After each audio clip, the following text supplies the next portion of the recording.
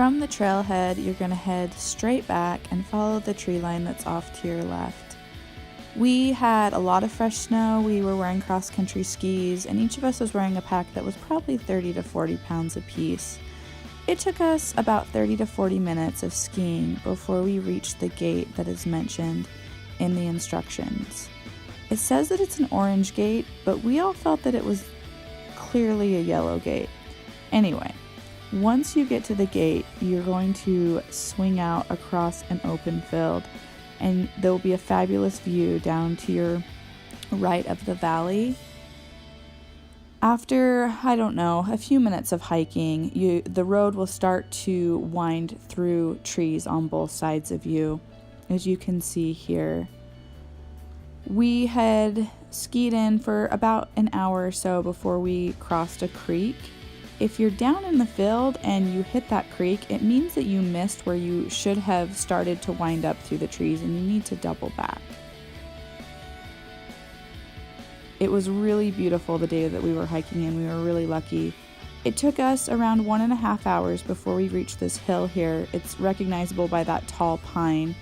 It's very steep. We had to switch back our way up it.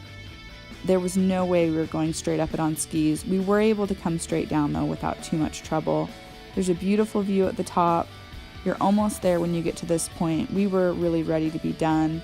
The hill will start to slide back down just a little bit, and as it starts to come up again, if you look off to your left, there's an opening in the trees, and head back in there, and that's where the yurt is.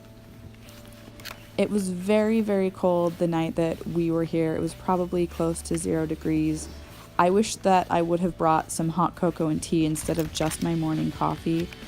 We probably had to wake up every 1 to 2 hours through the night to put more wood on the fire, and we were still a little bit chilly. If it had been even like 20 degrees warmer, I don't think it would have been as bad. I do want to add that I highly recommend coming ahead of time to locate the yurt before your trip, as it mentions in the instructions.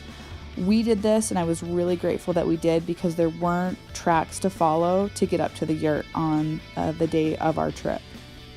So we would have probably struggled to find it if I hadn't have come out ahead of time. I took a video of the inside of the yurt with all of our gear, so I will let you check that out. Here's the yurt. And then this is the area where there's firewood. We had to dig this out. And a lot of it is wet and frozen, so I'm not sure how that's gonna work. Then if you continue on,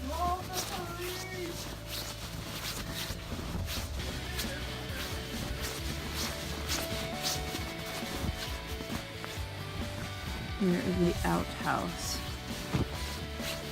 There.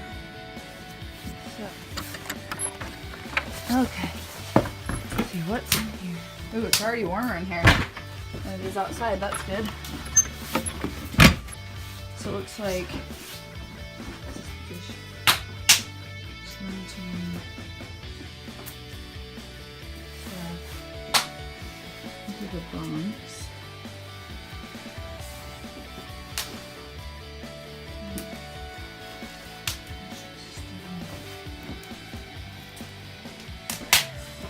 And then they had those little chairs. How many of those chairs were there? 1, 2, 3, 4, 5. I think there were 6, but Six there's ones. one that's busted. It's 5.5 chairs. Five chairs and a busted chair and a Someone table. wants to sit on a piece of plywood.